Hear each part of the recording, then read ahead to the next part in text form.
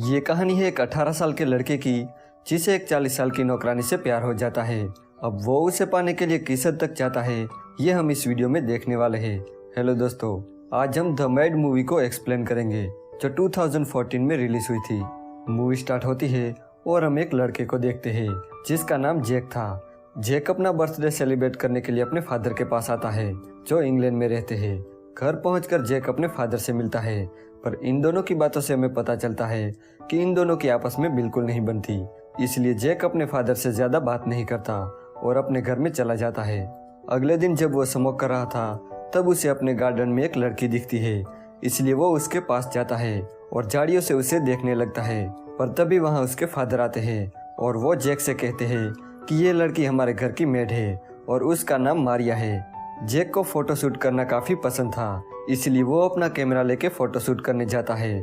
Photo shoot करके जब वो अपने घर आता है तब वो मारिया से मिलता है और दोनों यहाँ बातें करते हैं। जैक मारिया को बताता है कि जब वो छोटा था तब उसकी मॉम की डेथ हो गई।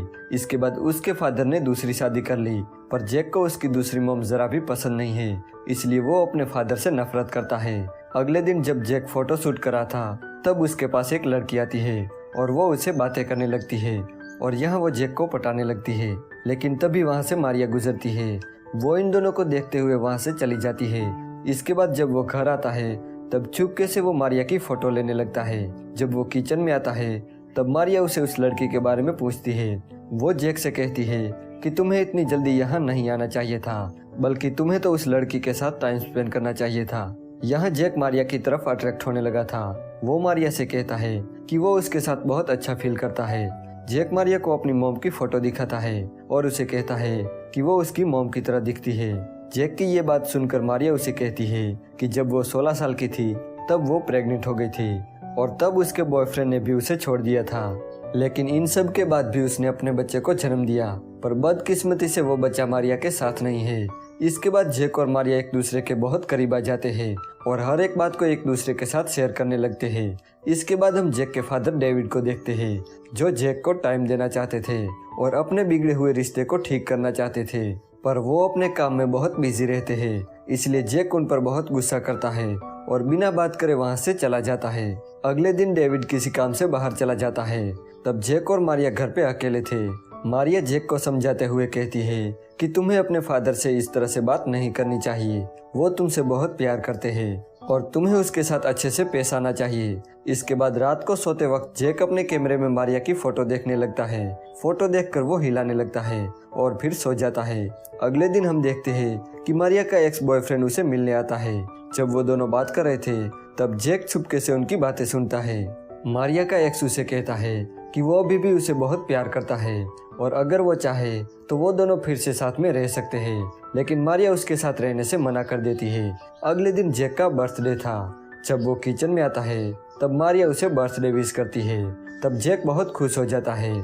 मारिया जैक से पूछती है कि तुम्हें अपने बर्थडे में क्या गिफ्ट चाहिए।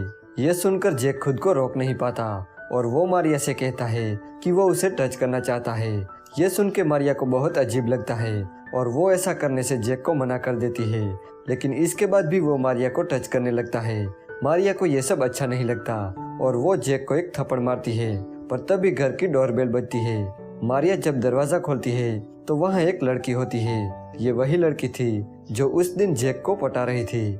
जैक उस लड़की के साथ घूमने चला जाता है। यहाँ जैक उस लड़की से कहता है कि मुझे तुम में कोई इंटरेस्ट नहीं है। इतना कहकर वो वापस घर आ जाता है। यहाँ आकर वो देखता है कि मारिया रो रही थी। जैक उसके पास जाता है और उसे बात करता है। जैक उसे कहता है कि मैं तुम्हारे बेटे जैसा हूँ और मैं तुम्हें हग करना चाहता हूँ। तो मारिया उसकी बात मान लेती है और उसे गले लगती है।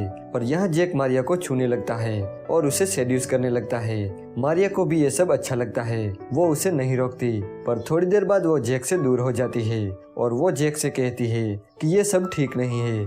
इतना कहकर वो चली जाती है तो जैक भी उसके पीछे जाता है। यहाँ वो जैक से कहती है कि मैं 40 साल की हूँ और तुम सिर्फ 18 साल के, हमारा कोई फ्यूचर नहीं है। लेकिन जैक मारिया को समझाता है और धीरे धीरे मारिया के पास आता है तो मारिया भी उसकी बात मान लेती है और यहाँ दोनों घपाघप करते हैं। इसके बाद वो जैक से कहती है कि तुम्हें अपने फादर से अच्छे से बात करनी चाहिए। अगले दिन जब वो किचन में अपना काम कर रही थी तब जैक उसके पास आता है और वो उसे पेलने की कोशिश करता है, लेकिन तभी वहाँ उसके फादर आ जाते हैं और ये दोनों अपना अपना काम करने लग जाते हैं। जैक के फादर उसे बर्थडे विश करते हैं और उसे एक गिफ्ट देते हैं और उसे अपने साथ डिनर पे चलने को कहते हैं, पर जैक उनके साथ डिनर पे चलने से मना कर देता है और गुस्से में वहाँ से चला जाता है। इसके बाद मारिया जैक के पास जाती है और उसे समझाते हुए कहती है कि तुम्हें अपने फादर के साथ ऐसा नहीं करना चाहिए था। मारिया की बात मानकर जैक अपने फादर के पास जाता है और उनसे बात करने लगता है। यहाँ जैक को पता चलता है कि उसके फादर ने दूसरी शादी इसलिए की ताकि वो जैक की अच्छे से देखभाल कर सके। वो जैक से बहुत प्यार करते हैं और आगे भी करते रहेंगे।